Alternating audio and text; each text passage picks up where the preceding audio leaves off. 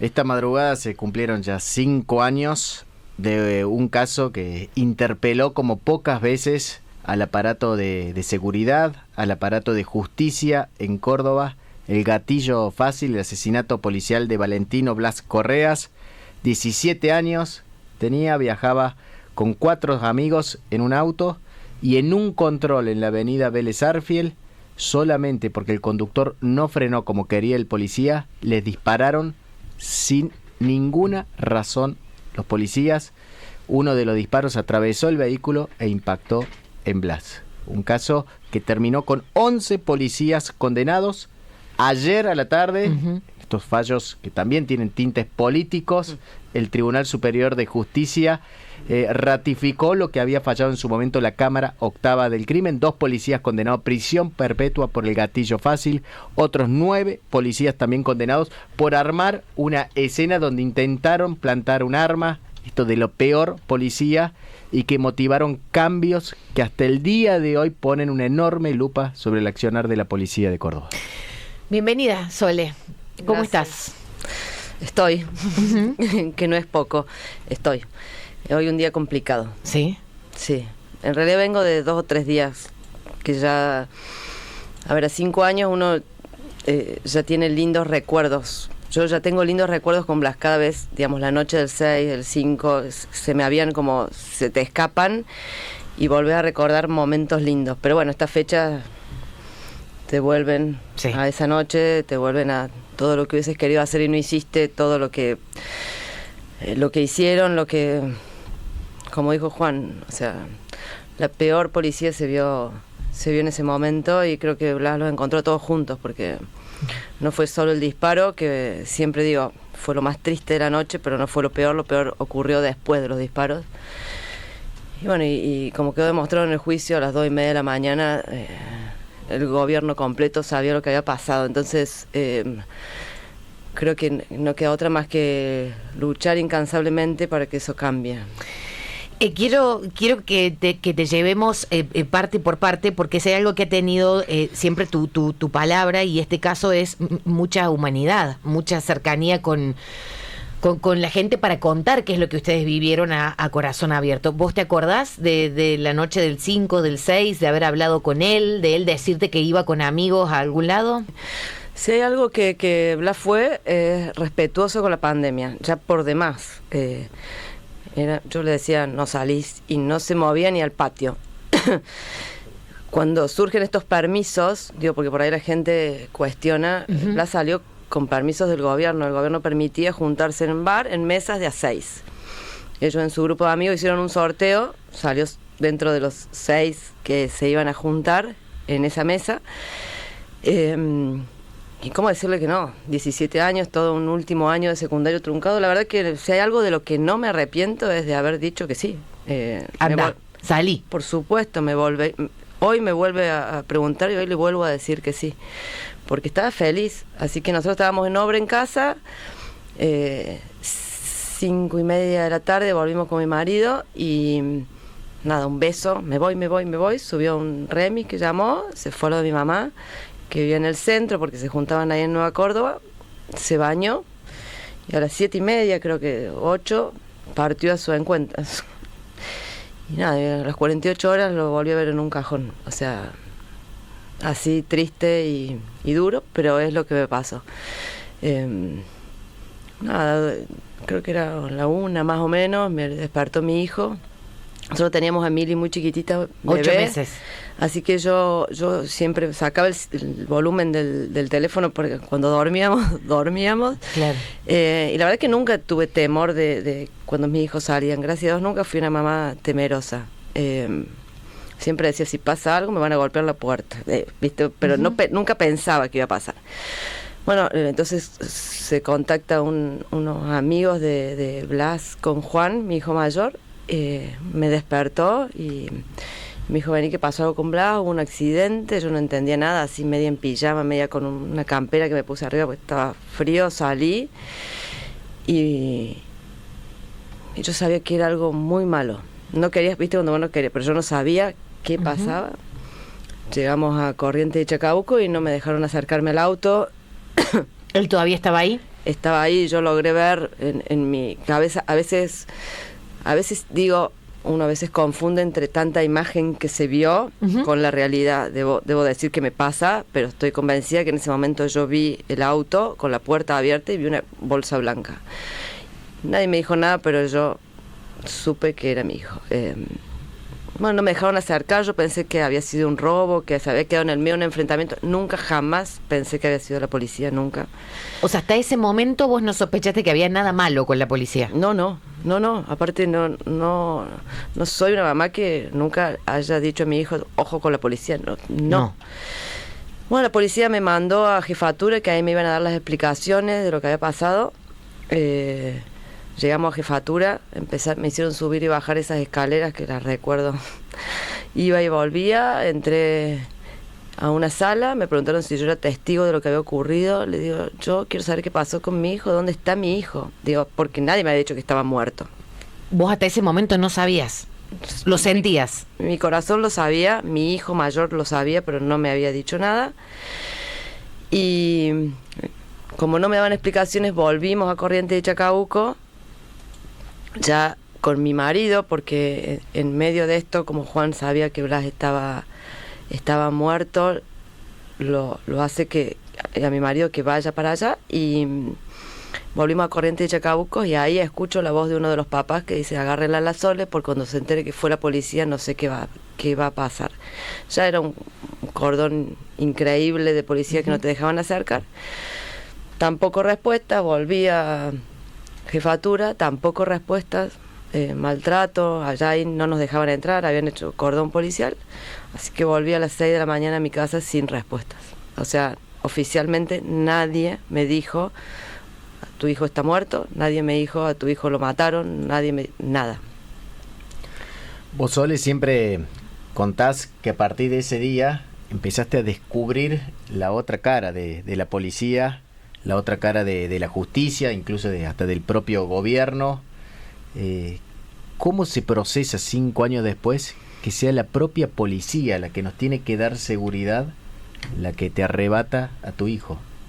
Yo me pongo una frase siempre que digo, esas personas son delincuentes vestidos con un uniforme equivocado, ¿no? Porque yo elijo y quiero y deseo creer en la policía. Digo, me parece que si perdemos esa esperanza de que algún día la policía va a ser lo que debe ser, estamos perdidos, y por eso lucho, porque si creyera que está todo perdido, digamos, no seguiría luchando. Claramente a mí ni el juicio ni todo lo que pasó en este tiempo me alivió absolutamente nada. Lo hemos hablado mucho, Juan, que a mí una sentencia no me alivió en nada, porque lo único que me aliviaría es que hoy no estar acá, sino estar con mi hijo, y eso no va a ocurrir. Entonces tengo la esperanza de que el día que me muera, decir, encontrar por qué Blas no está. Y quiero creer que Blas vino a este mundo a dejar algún mensaje, a dejar algo, porque si no, o sea, tengo que pensar que me lo cagaron a tiros, y perdón por el término, al vicio. Y elijo creer que no es así. Y 5 años después, ¿están llegando algunos cambios? ¿Ves que algo cambió realmente de fondo? No solamente en lo discursivo, sino de fondo cambió. Si hay algo que creo que sí cambió, y que cambió al menos por todo lo que me entero de fondo, es que hoy conocemos. Vos me preguntás si basta, claramente que no. Pero con lo que se fue conociendo en todo este tiempo, digo, bueno, al menos no me he enterado que oculten absolutamente nada. Estamos en problemas porque cada vez son más, ¿no? Los que terminan o procesados o imputados. Digo, ¿qué vamos a hacer? Seguimos así, no va a quedar uno. Pero sí rescato eso, creo que eso sí cambió, que hoy sabemos, o sea, y esa fue una promesa que me hizo a mí el actual ministro de Seguridad, que él nunca iba a ocultar nada, y hasta ahora debo decir que la cumplió. Vos me decís, ¿basta? Claramente que no basta. Hay un montón de cosas que yo veo que siguen ocurriendo, pero por lo menos, digamos, hoy tengo la tranquilidad, y la verdad que yo sí confío en que hay un ministro que no va a hacer lo que hizo Mosquera conmigo. A 5 años, ¿cómo tomás todas las críticas que hubo en ese momento o comentarios o cuestiones muy difíciles de entender que la gente piense, pero el pensamiento es libre, en contra tuyo porque Blas saliera, en contra del jovencito que manejaba que no frenó. ¿Te sorprenden esos comentarios? ¿Te sorprenden esas críticas? ¿Te sorprende tener que explicar muchas de esas cosas? Me duelen, y por primera vez antenoche me enojaron. Me enojé mucho porque yo casi pierdo a mi hija por leer comentarios, entonces había decidido no leerlos más. Digo, yo estuve con pérdidas durante todo el embarazo de Martina, de mi última hija, y había dicho, no tengo que leer más. Claro, porque a vos te pasó que tenías muy chiquitita A Mili, que tenía 8 meses. Y te enteraste cuando pasó todo que estabas embarazada de Martina. Sí, y la primera pérdida que tuve fue leyendo un comentario. Es irreproducible lo que pusieron. Pero bueno, fue la primera pérdida que tuve, y tuve casi 6 meses con pérdidas. Entonces me había propuesto no leer más, pero bueno, es más fuerte que uno a veces, o a veces uno entra esperando leer algo lindo, porque esas cosas sí te hacen bien. Y me sorprendió porque hay gente que la mandan a escribir. Sí. Pero hay otros que escriben porque es lo que piensan, y me sorprendió una mujer mayor por la foto que se veía en su perfil con sus nietos, hablando de la paz en el mundo, y que escribiera barbaridades sobre mí, sobre mi hijo, sobre Juan Cruz. La verdad que me enojó. Digo, ¿cómo puede haber un ser humano que piense que yo quiero estar hoy acá hablando del asesinato de mi hijo? Que a mí esto me causa placer, estar en una cámara, ¿me entendés? Sí, pero sí. bueno, hay gente así, lamentablemente, como hubo un Gómez y un Alarcón, como hubo 11 policías que plantaron un arma y que hicieron lo que hicieron, hubo un ministro que ocultó, digo, hay gente mala en este mundo, y deseo que alguna vez seamos más los buenos que los malos, y aseguro que los comentarios buenos son muchos más. Sí, muchos más. Claro. Sole, en el fallo, ahora ratificado por el Tribunal Superior de Justicia, que de hecho, bueno, también te voy a preguntar si te llama la atención que justo en esta fecha ratifique el Tribunal Superior de Justicia la condena, se habló de violencia institucional, al igual que en la reciente condena o sentencia por la causa del neonatal. Pero resulta la paradoja que en Córdoba los jueces condenan violencia institucional, pero no hay ministros o funcionarios de alto rango en ninguno de los dos casos que terminen siendo condenados en esa dirección. Hay una causa abierta en el Fuero Anticorrupción que tiene a Mosquera, al exministro imputado, junto a un comisario, y además hubo otra causa contra la titular del Tribunal de Conducta Policial que no llegó a ningún lado y terminó sobreseída. Y también se ordenó investigar a 15 policías, pero no tuvimos mayores novedades. ¿Qué expectativas tenés? ¿Va a pasar algo más que estos 11 condenados? Yo espero que sí. O sea, las expectativas que tengo es que sí. Igualmente no son satisfactorias, porque claramente creo que el exministro tuvo mucha mayor responsabilidad que pagar un silencio con un auto a cumplido. Digo, creo que su responsabilidad es mucho mayor. Pero bueno, es lo que dictaminó la justicia. La verdad que yo a veces pienso, hoy en frío, porque ayer lo dije con algunos colegas de ustedes, sí, que Mosquera se sentó a declarar como testigo en el juicio, se paró y dijo, vos lo presenciaste, que este caso claramente había violencia institucional y le recordaba las épocas más oscuras de los años 70. Fueron sus palabras, las tengo grabadas. Tuvimos una jefa de policía, quien era en su momento, que le mostraron unas imágenes donde plantaban el arma y las reuniones, y dijo que esa policía le daba vergüenza. La verdad que para mí de ahí tenían que salir a Bauer, digo, por sus declaraciones. Y sin embargo pareció que para la justicia declaró el verdulero y el carnicero de la vuelta, porque, a ver, eran ellos los responsables. Yo me fui de ese juicio sin algunas respuestas. La más importante, quien puso en la calle a Gómez y Alarcón, que yo lo sé, pero no hubo responsables. No hubo responsables. Era la titular del Tribunal de Conducta, Ana María Becerra. Y después quien le puso el arma en la mano, que fue la jefa de policía, que en ese momento estaba en recursos humanos. Entonces vos me preguntás, ¿qué entiende por violencia institucional la justicia? No lo sé, ¿entendés? Porque en el caso de Blas no hubo ningún miembro del gobierno, por lo menos en el caso de Neonatal, algunos miembros del poder político, quizás con no peso, sí, un pero secretario de salud. Pero es como raro el concepto que tienen, porque no, a mí no me gusta que lo utilicen vagamente. Es un concepto muy fuerte de la violencia institucional. Es un Estado al servicio del mal accionar de sus miembros, digo. Entonces, ¿cómo es que yo, Estado, permito esto y no tengo ninguna responsabilidad? Es como raro. Pero bueno, creo que por ahí hay que enfocarse más en la justicia y poner los ojos ahí y no permitir estos fallos con palabras tan fuertes y que le den tan poco valor. Queremos agradecerte enormemente que hayas venido, que hables.